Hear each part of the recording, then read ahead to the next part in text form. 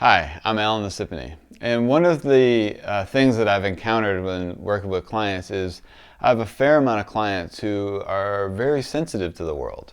And generally that comes in two ways. Some people are just born very sensitive. And so they pick up things that aren't said. Sometimes they pick up patterns in the world, which is really makes people really useful for certain jobs and certain relationships. Some people are very good at sensing their environment. Even with their eyes closed, they're very good at that. And then there's also a group of people, which is very common as well, who have had some sort of trauma where they develop their spidey senses, their vision and their hearing and their feeling, sensing, as a way to help keep them safe. Like if they could just hear a little bit clearer, sometimes they could avoid some sort of real or perceived catastrophe about to happen. And when you do that, what happens is over time you start to rely on that more and more, and then the two groups look very similar, the people who are naturally doing that and the people who have learned to do that. And the reason that becomes a challenge is think about how sensitive your sense organs are, like your ears. Think of how many nerves they have going in, how many factors affect how they work. And imagine all of those nerves and all those little innervations being on the outside of your body. So imagine a tooth, and you take all the nerves attached to that and you put that on the outside of your body, right? Pretty sensitive. Well, that's what happens when we start expanding out too far in our ears, in our eyes, in our sense of feeling. That it can be is really great for picking up subtle energies, but it's not so helpful for picking up normal day-to-day energies, like the sound of traffic, or a book dropping, or a bright light coming into the room, or just sunlight sometimes. If you're so far out, the sunlight can even be sensitive to you. And a lot of healthcare practitioners, or teachers, or counselors, or just people who are good listeners tend to expand their senses out to really pick up the subtle energy involved in a conversation. And it can make them really successful in doing that. It can also set them up for having some challenges. And so in the exercise, what we're going to do is we're going to get a sense of, we're going to close our eyes and then get a sense of where our ears are. Where our ears are. Do they feel like our physical ears? Or do they feel like they're way, way out in the distance and really big? Or are they going inside, like you can't even feel them because they're so far inside, or they're very tiny? So you're going to get a sense of that, and then I'm going to show you how to either wheel them back in, which I imagine when we do the ears, I'm going to imagine like wheeling it back in. And the reason we use our physical body is because if we get stuck, most of the time we don't get stuck in our biofield. Sometimes we do, but most of the time we get stuck in our body. It's the densest thing we have. Our emotions get stuck here. Our thoughts get trapped in our body. You hardly ever say, I got this thought that just won't let me go, and you point to outside your body. It can happen. It's just not how we normally get stuck. And then when we go to do the eyes, it's going to be the same thing. I'm going to ask you about where your eyes feel like they are. Your eyes will be closed. And then if it's way far out, we're going to roll them back.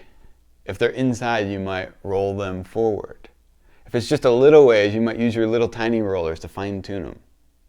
And then we're going to go to our senses and feel, like extend our arm out and see if we can get a sense of, does my field around me, does my biofield, does my bubble go past my fingertips?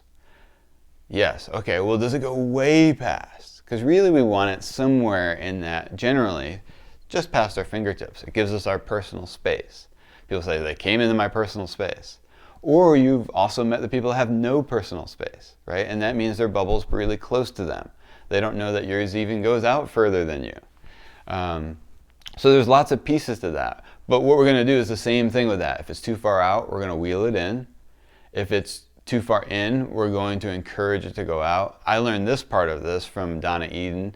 She talks about rolling out the aura, which can be really handy to keep your boundaries. It can also, this is your filter from the world. And so it's a good space for you to realize what's happening before it has to get stuck in your body. And then what we're going to do is we're going to reassess the position, and then we're going to look to see how much focus is inside. Like, are the spotlights shining inside, or are they going out? And if they're going out, you might see a lot of things in the world that you get really reactive to, like bright lights if it's your eyes, or quick movements, or if it's your ears, it might be a loud noise. If it's your ears and they're going 80% inward, generally we want 50-50. If they're going, let's say, 80% inward, you might hear your own thoughts louder than other people's thoughts. And if that's the case, that can be really problematic. And so generally what we're going to do is we're going to say, okay, I want focus out, in, out, in, out, in. And then I'll ask you to close your eyes and sense how much is going out versus how much is going in. And you can keep adjusting that until you get that balance right. And all I'm thinking when I'm doing that is out, in, out, in. I'm thinking about the attention I'm putting outward versus the attention I have going inward.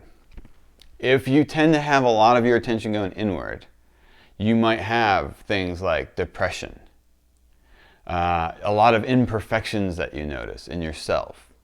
You might feel like you're not good enough because you're sensing everything. You might have anxiety. You might have a lot of pain because you're so introspective that all of the senses that most people would filter out as noise, you're picking up as significant because your sensitivity is cranked way up and it's all pointing in. If it's going out, you might see the things. You might be judgmental towards others. You might see a lot of things that people are doing wrong that are, you might hear people say things that aren't necessarily what they meant. Or you might see things that bother you, that annoy you in others. Or you might feel like others are too close to you because so much of your attention is going outward. Okay, so now we're going to do the exercise. So what I want you to do is close your eyes and bring your awareness to your ears, your physical ears. Where does your awareness go to? How far out does your awareness go? You may notice that when you think of your ears, your attention starts to go out, out, out, out, out, maybe even for 100 feet. If your ears don't feel like your physical ears, and they feel like they're going way far out, then take your hands and wave them towards like you're rolling your ears back in. Use your hands, your arms, roll your ears back in until they feel like they sync up with your physical ears. And then rescan. If it went too far, you can roll them back out with your little rollers. If they didn't get quite in, just sync them up. Feel like you get your awareness going to your physical ears. Good. Now you can open your eyes for a second. This gives you a chance to recalibrate. And now you're going to close your eyes and you're going to think about your eyes. Where does your attention go? When I say think about your eyes, those of you whose attention goes way far outward, you know that your eyes are searching out for something. And so what you're going to do, if that's you, is you're going to take your hands and you're going to roll them back towards you, like you're rolling your eyeballs back in, until you actually feel like they come back in and set inside your head. Again, remember what it would feel like if your tooth, if all the nerves on your teeth were 100 feet or 100 miles outside of your body. Think of how that would feel.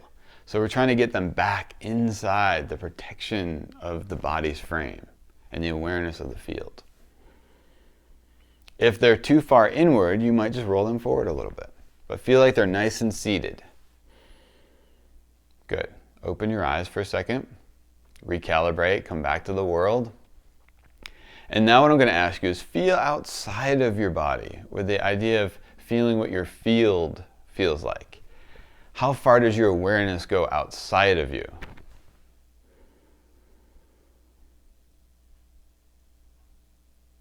Good. So you can close your eyes as you do that if you didn't already do that, and just notice how far does your awareness go of what you feel in the world. Right? Mine's going out 100 feet at least. Some people go out miles.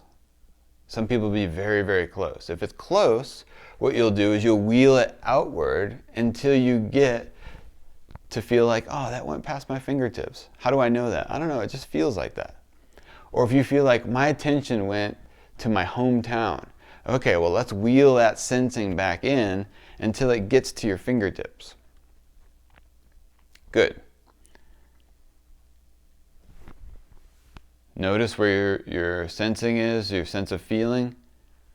Perfect. Open your eyes. So now we have the first part of that done. We got our senses back in alignment where they're supposed to be. Now the next part of that we talked about earlier was how much focus is inward versus outward. Inward into our bodies, into our lives, introspective, and then outward into the world. And so if we close our eyes one more time to check our hearing, how much of our attention feels like it's going outward towards the world? And how much is going inwards? Usually right off the bat, you'll notice that your attention goes either out or in. And so what you want to do is put your hands out facing outward, and you'll just think 50 and then point them inwards. 50. 50% of my attention going out, 50% going inwards. 50 out, 50 in. 50 out, 50 in. Great. Scan again. Notice how much of your attention of your hearing is going out versus how much is going in. Perfect.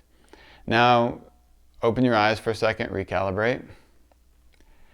Close your eyes and think about your eyes and your vision. How much of your awareness of your vision is going outward into the world versus how much is going inward for that clear sight, that clear vision, clairvoyance.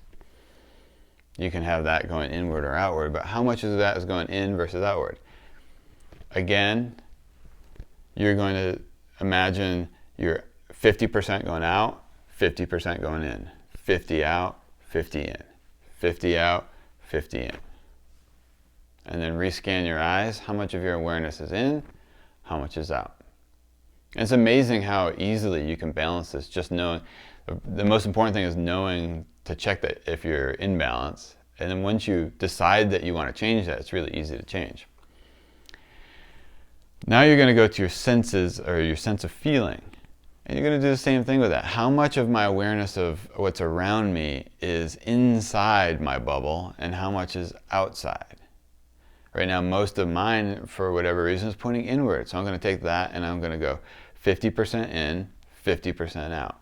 50% in, 50% out. 50% of my feeling in, 50% of my feeling out. Good. And then rescan. Perfect. And now go ahead and open your eyes. And see what it feels like to have your three main senses that can get oversensitized balanced. Now, of course, you could do this with your other senses, like your sense of taste. You might be somebody who tastes exquisite taste, but so many tastes can be overpowering to you. You would do the same thing. You would think about your taste. How far out does it extend? How far in? And then change the direction. How much of my attention is focused outward on taste, inward? You can do the same thing with smells. Some people are very sensitive to smells. Again, think of your nose. Where does your attention go? Does it go outward? Does it go inward? If it goes inward, does it go to memories? Oh, yeah, it goes to some memories. Okay. Well, let's see if we can get our nose to go back to where our physical nose is, not attached to a memory. Same process. You can also go, how much attention is outward? How much is in? How much is out? How much is in? You can do that with any sense that you have. And what you'll find in the day is that the more often you do this, the more you check for this, the less you'll have a tendency to get out of balance. Now, in my practice, I make my living by being able to sense things in people that can help them make changes in their life. If I do several sessions in a row without proper clearing in between, I can get to the point where I'm way extended out. And then, a drop of dust might fall on the desk and it could just disrupt me, right? And that's a little bit of an exaggeration, but it's pretty close. And some people get like that and live their life like that. Biggest thing is to notice, hey, I'm feeling very sensitive. Well, let's check my senses. How much is going inward, how much is going outward, and then check my senses as to how far out are they going, how far in are they going. And when you do that, that can make a really big change in your life. So please keep in touch and let us know how you do with this exercise. Thank you.